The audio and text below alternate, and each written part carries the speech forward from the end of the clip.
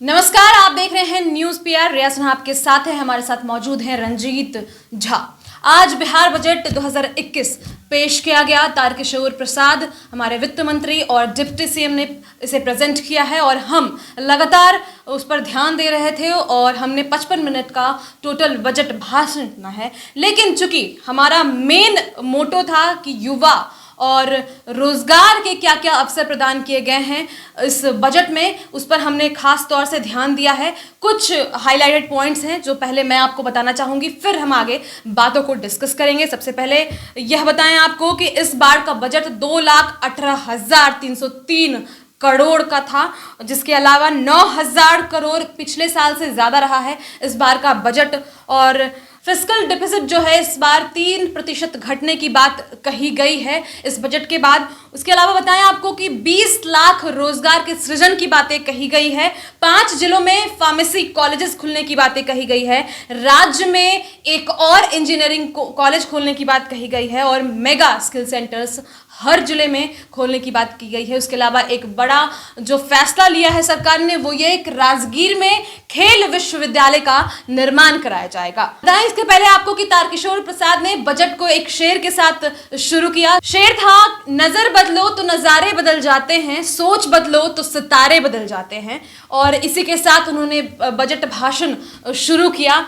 लेकिन सबसे अहम मुद्दा जो है हमारे युवा और रोजगार, शुरुआत उन्होंने यहीं से की थी। लेकिन जो बजट था उसमें खासा कुछ नया उन्हें नहीं मिला है। बस यही बातें की गई है कि आप स्वरोजगार की ओर बढ़ें ज़्यादा और डिपेंडेंट ना रहें सरकारी नौकरियों पर। उसके लिए आपको 5 लाख रुपए का लोन मिलेगा खुद स्टार्टअप शुरू करने के लिए 1% ऋण पर। उसके अलावा महिलाओं की बात करते हैं तो 10 लाख, जिसमें 5 लाख अनुदान और 5 लाख आपको बिना किसी ब्याज के लोन मिलेगा। तो अब यह मुद्दा खड़ा होता है कि क्या सरकार स्टार्टअप्स के बहाने रोजगार न देने की बात कह रहे हैं?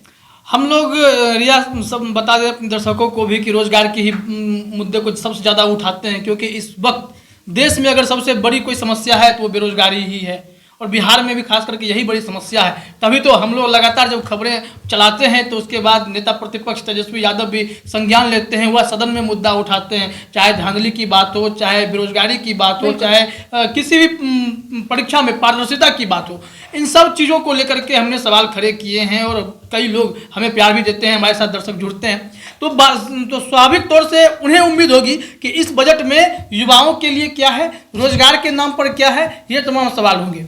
कुछ बातें जो आप चर्चा कर रहे थे कि मेडिकल कॉलेज खुलेंगे, इंजीनियरिंग कॉलेज एक खुलने वाले हैं और फार्मेसी कॉलेज खुलने वाले हैं। पंचायत स्तर पर और हर जिले में मेगा स्किल सेंटर जो है वो खुलने की बात है, ताकि जो है स्किल डेवलप हो सके।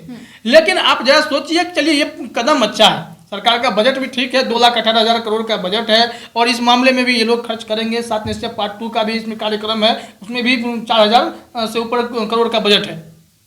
तो इन सब में एक चीज हमको अच्छा लगा, जो मुझे लगता है कि एजुकेशन सिस्टम में फोकस करने की बात करते हैं, लेकिन मुझे लगता है कि ये हमेशा से करते आए हैं, बोलते हैं, लेकिन नतीजा दिखता नहीं है। तभी तो आज भी आपको लगता है कि बिहार में इंजीनियरिंग करने के नाम पर लड़के टिकते हैं, यहाँ पे यहाँ से बाहर जाते हैं, कोई दूसरा कॉलेज ढूंढते हैं, वो यहाँ नहीं करते। प्राइवेट कॉलेजेस सरकारी तो छोड़ दीजिए, बिहार इंजीनियरिंग तो आई थिंक वो बच्चे करते हैं जो उतने परिपूर्ण नहीं होते हैं फाइनेंशियली, लास्टली, और वो भी बहुत आधे मन से करते हैं। वो इसलिए रिया क्योंकि अभी जो सरकार अपनी गलती को स्वीकार कर रही है इस बजट में, जरा देखिए, इन्होंने कहा है कि हम स्किल डेवलप करेंगे और बड़े बड़े इक्विपमेंट्स लगा करके लड़कों को ट्रेनिंग देंगे, ताकि वो जो है सीख करके कुछ आए और उद्यमी बने और नए स्टार्टअप क्रिएट करें, जॉब क्रिएटर बने। 10th 12th पास आउट बच्चों को दीर्घकालीन प्रशिक्षण देने की बात कही गई। दीर्घकालीन प्रशिक्षण, आप समझिए कि अभी तक आप कॉलेज खोल पाते हैं, लेकिन आपके पास पढ़ाने के नाम पर, क्वालिटी एजुकेशन देने के नाम पर संसाधन नहीं है। प्रोफेसर्स जो हैं इंजीनियरिंग कॉलेजेस में,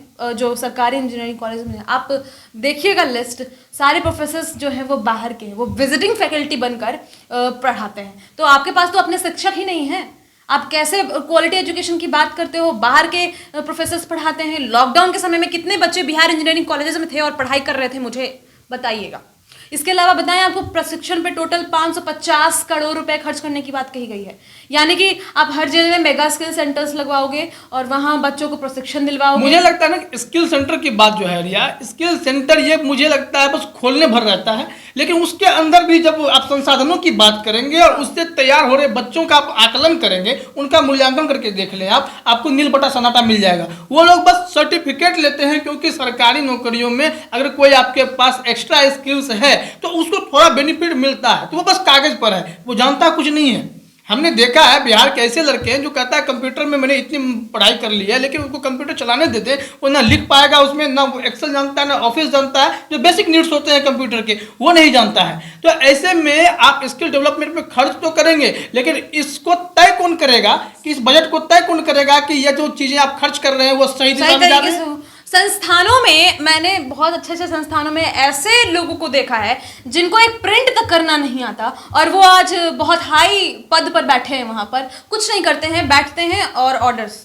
तो यही व्यवस्था है ना कि जो स्किल्ड लोग हैं उनको आप काम दे नहीं रहे हो, अनस्किल्ड लोग हैं उनको अंडर टेबल करके उसको बैठा देते हो हाई पद पर। इसके अलावा आपको ये बताएं सर कि जहां बात है क्वालिटी एजुकेशन की, तो महिलाओं को बहुत सारे प्रावधान दिए गए हैं, पहले से ही हैं और फिर से उसे दोहराया गया है। इसमें बस दोहराया ही गया है, क्योंकि महिलाओं की जो आपने बात की कि 10 लाख रुपए उन्हें बिजनेस करने के लिए मिलेंगे, 5 लाख अनुदान और 5 लाख जो है ब्याज मुक्त होगा, इंटरेस्ट नहीं देना पड़ेगा, बैंक को बस आप चुका दीजिए और आपने बिजनेस करके दिखाया तो 5 लाख, अच्छी बात है। लेकिन आप ये आंकड़े उठा करके देखिए ना, आपने ये प्रावधान पहले कर रखा है, तो इस प्रावधान पे लोग लाभ लेने आए क्या, महिलाएं सामने आई क्या? इसके अलावा जो युवाओं की बात हुई कि अगर वो करना चाहते हैं तो युवाओं के लिए बस 5 लाख रुपए वो भी इंटरेस्ट के साथ चुकाइए। 5 लाख रुपए में आप सिर्फ गोलगप्पा का सेंटर ही लगा सकते हो और मोमोज ही बेच सकते हो। आज के डेट में जहां पर आपके कर्मचारी जो हैं, जो पुराने कर्मचारी हैं, वो 1.5 लाख रुपए महीने का तनख्वाह उठा रहे हैं, तो ऐसे में आप युवाओं को कह रहे हैं कि आप 5 लाख रुपए लो और बिजनेस स्वरोजगार बनाओ, स्वरोजगार में 5 लाख में वो 2.5 लाख में 3 लाख में ऑफिस बनाएगा, 1-1.5 लाख में 2 महीना वो है अपना काम शुरू करेगा। बेसिकली गवर्नमेंट ये कहना चाहती है कि हम जॉब प्रोवाइडर नहीं बन सकते हैं, आप खुद ही अपना जॉब क्रिएट करो, इसके लिए थोड़ा सा मैं आपको दे दूंगा कि चलो हाँ नाम पे कि हाँ आपको दे रहे हैं और आप खुद से रोजगार डेवलप करो। स्टार्टअप्स की बात कही गई है, एंटरप्रेन्योरशिप की बात अभी जो आपने और चर्चा की थी बजट में कि 20 लाख, हाँ 20 लाख सरकारी और गैर सरकारी जो है जॉब सृजित किए जाएंगे, क्रिएट किए जाएंगे। लेकिन रिया 4.5 लाख पद बिहार सरकार में वैकेंट है, उसको भरने को लेकर के कोई दिशा निर्देश तो है नहीं। उसके अलावा जो भी बहाली प्रक्रिया हुई है उसमें धांधली के आरोप और आज बजट के बीच सदन में कोई भी बात नहीं कही गई है जो भी अभ्यर्थी हैं उनके लिए। सड़कों पर युवा रहते हैं और ऐसा नहीं है कि लोग ध्यान नहीं देते, एवरीबडी नोज, आयोग की तरफ से नोटिस पे नोटिस आता है, इन सभी चीजों को टाइम देने के लिए उनके पास है, जवाब देने के लिए उनके पास वक्त है। लेकिन जो बच्चे इतने दिन से, जो छात्र इतने दिन से सामने आ रहे हैं, बोल रहे हैं कि हमें रोजगार प्रोवाइड कीजिए, एटलीस्ट आप रोजगार नहीं दे सकते तो धांधली तो मिटवाइए, ताकि जो लोग स्किल्ड हैं, जो लोग डिजर्व करते हैं वो वहां तक पहुंच पाए, तो वो भी करने नहीं देते हैं। तो ये सोचे ना, जितनी वैकेंसी की आपने बात की कि वैकेंसी में ट्रांसपेरेंसी की लोग बात कर रहे हैं, वो ट्रांसपेरेंसी दिखती नहीं है। आपका जो बेस एजुकेशन सिस्टम है 9, 10, 11, 12 उसमें अब गड़बड़ी हो रही है, पेपर लीक होने की खबरें सामने आती हैं। और डिफेंस करने के लिए, बचाने के लिए सीएम हाउस से कोई जानकारी भेजता है कि नहीं ऐसा कुछ नहीं है, पेपर लीक नहीं हुआ है, नेता प्रतिपक्ष कहते हैं हमारे व्हाट्सएप पे आ रहा है, जर्नलिस्ट के खिलाफ फिर एफआईआर दर्ज करवा दिया जाता है कि फेक खबरें चला रहे हैं, नोटिस भेज दिया जाता है। तो इससे आप एजुकेशन सिस्टम की बातों को जो खामियां हैं उसे लोग गिनाते हैं, उसे आप दबा तो सकते हैं, लेकिन आप सुधरने की दिशा में कोई कदम उठाना नहीं चाहते हैं। आपको लगता है कि आप सही ही कर रहे हैं। तो ये मुझे लगता है कि इस बजट में जितनी सारी बातें हुई, अधिक से अधिक तो नल जल योजना, 7 निश्चय 2, इन सब की बात हुई है, नाली सफाई की बात हुई है। 5 मिनट उन्होंने रोजगार पे बोला है, युवाओं पे बोला है कि ये सारी चीजें जो पहले भी है कि 35% आरक्षण, पोशाक योजना, साइकिल योजना, उसके अलावा ये 5 लाख रुपए वाली बात, आधुनिक तकनीकी रोजगार देने की बात, और महिलाओं को, लड़कियों को पैसा देने की बात, महिला सशक्तिकरण की बात। महिला सशक्तिकरण के नाम पर जो हम लोग चर्चा करते हैं कि अगर महिलाओं को आगे बढ़ाने के लिए आप इतनी कोशिशें कर रहे हैं सिर्फ पैसे के लोभ पर कि आप महिलाएं अपने आप आगे आ जाएंगी, मुझे लगता है ये सबसे खराब सोच है सरकार की। बताएं आपको कि इंटर स्तरीय जो बच्चे इंटर स्नातक पास करेंगे, इंटर पास करेंगी, उन्हें 25,000 रुपए देंगे और जो ग्रेजुएट होंगी उन्हें 50,000 रुपए देंगे। ठीक है, हम समझ लिए कि आप सशक्तिकरण की बात कर रहे हो, लेकिन आप देखिए ये प्रावधान तो चलिए चुनाव के समय ही उन्होंने किया था, 50,000 जो अब बढ़ाए, पैसे पहले से भी दे रहे हैं। लेकिन आप देखिए ना, मैं अपने जानने वालों को बता रहा हूँ, वो लोग जो लड़कियां हैं वो क्या कहती हैं कि 12th पास करके हमको पैसा आएगा 10,000 मोबाइल खरीद लेंगे।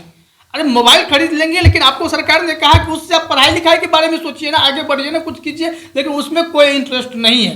तो ये जो चीज़ें हैं, इससे जो है ना, पैसों के नाम पर आप बच्चे खींच तो लाएंगे सरकारी स्कूलों में, लेकिन सरकारी स्कूलों में एजुकेशन सिस्टम सही कैसे हो, वहाँ के टीचर उन्हें क्वालिटी एजुकेशन कैसे दें, इसको लेकर के जोर नहीं है। आपने गुरुजी की बहाली कर ली, फर्जी शिक्षकों की बहाली कर ली, कई सारे एजुकेशन सिस्टम में खामियां आ गई। उसके बाद जो पुराने शिक्षक, मैं आज भी कुछ ऐसे शिक्षकों को जानता हूँ जिनके पास जाऊं तो अभी भी सीखने को इतना कुछ मिलेगा जिसका कोई हिसाब नहीं है, लेकिन बाद में डिग्री दिखाओ, नौकरी पाओ, शिक्षा मित्र, ये वो बहाली अपने बिना किसी पैमाने के कर डाली, तो वो लोगों ने एजुकेशन को खराब कर दिया।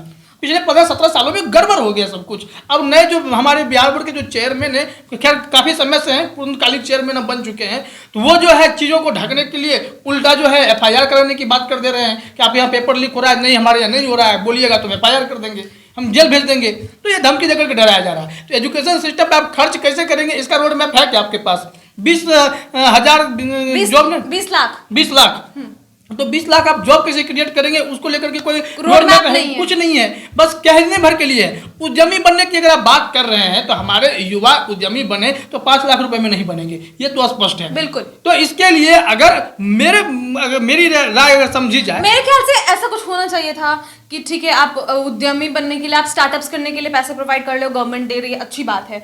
तो उसका एक पैरामीटर होना चाहिए था कि जिस तरीके का मतलब वो उद्योग खोलना चाहते हैं उसके अकॉर्डिंग आप उसको अमाउंट देते, आप चेक कर लेते कि वो स्किल्ड है नहीं है, बिना अनस्किल्ड लोगों को नहीं देते, ऐसे लोगों को देते कि वो सच में आपको दिखे।